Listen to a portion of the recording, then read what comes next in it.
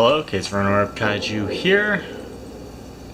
This is Agon, the Atomic Dragon, which is a pretty old kaiju TV show, which was spliced together for a movie, but this isn't the movie. Apparently Toho sued whoever made this because they said it was just ripping off Godzilla, but eventually Toho themselves released it. It's kind of confusing. Regardless, here is Agon, the Atomic Dragon.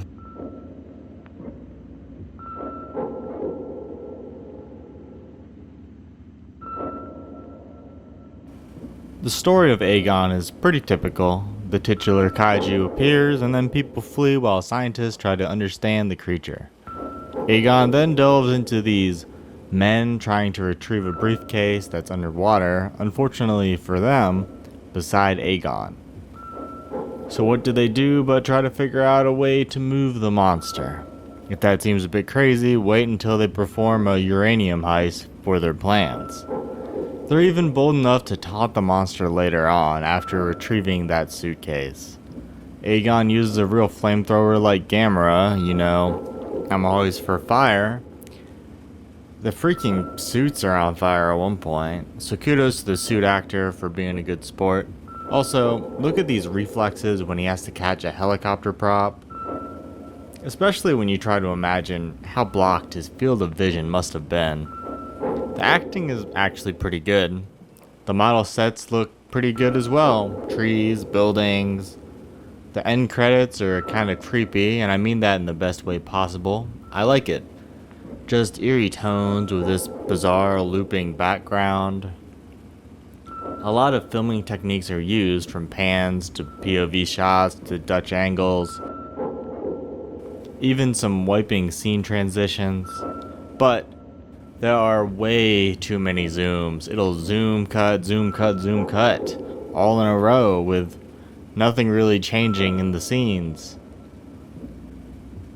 There's also a lot of light jogging. Light jogging in the woods, light jogging in the city. I get it. They are running away, but they're surely not sprinting. Some of the sound work's iffy. The sounds that are there are fine. The sure to be original language dubbing is done very well, but that's all that's there. Spoken word, background sound cues, and some sound effects when needed. Nothing else. No environmental noise. At one point, the characters are in a car, but there's no noise.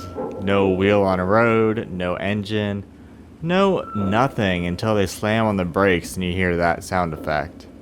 Agon himself looks really bad. Very rubbery with big flaps where his neck meets his chest. I always wondered why Godzilla always had such large thighs. Well, here Agon has thin legs and they look terrible. This is probably the worst looking monster in a non-parody kaiju film that I've seen. Gappa, Reptilicus, the Giant Claw, all better. Some projection work is fine, but in others, the background screen actually moves. A lot of model vehicles look quite fake. Human models aren't any better. The human fights have a lot of clear non-contact hits. Newspaper printing thing. I never like them, and here it's not even done well. It doesn't look good, and it doesn't give the viewer any new information either. I'm going to spoil the ending because I'm certainly not a fan. It's one of those monster descends back into the ocean endings, which, one, doesn't even let us know if the human's final plan was successful or not, and two, it's really only used successfully in movies where the antagonist monster is already defeated. Agon's the only kaiju here, and sure, the human antagonists have been defeated, but honestly, they were trash anyway, so who cares? So that was Agon the Atomic Dragon.